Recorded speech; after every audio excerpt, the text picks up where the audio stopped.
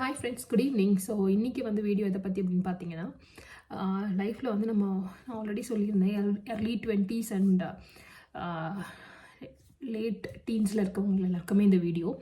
So already நான் சொன்ன மாதிரி உங்களுடைய கெரியரில் என்ன ஆகணுமோ அதை வந்து ரொம்பவே கான்சன்ட்ரேட்டாக இருங்க. யாருக்காகவும் அதை விட்டு கொடுக்காதீங்க.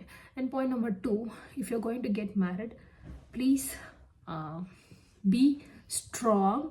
அண்ட் ஆர் யூ இன் ரிலேஷன்ஷிப்பாக இருந்தாலும் சரி, நீங்கள் கல்யாணம் பண்ணிக்க போகிறவங்களா இருந்தாலும் சரி, ஒரே ஒரு விஷயம் ஞாபகம் வச்சுக்கோங்க, love is equal to respect.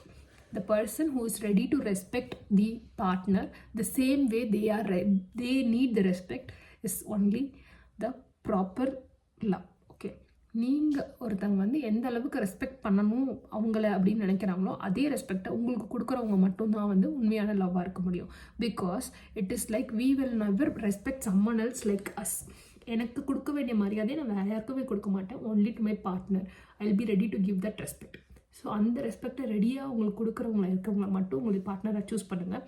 Your life will be very good. Okay, and then உங்களுடைய கெரியர், அதாவது உங்களுடைய ட்ரீம்ஸ், உங்களுடைய எஜுகேஷன் சம்மந்தமாக இருக்கலாம், இல்லை உங்களுடைய next step to the job or work, anything that is going to satisfy you, which is going to be aligned with your passion, அதை choose பண்ணுங்க. That is going to help you for the long run. So all the best for everyone.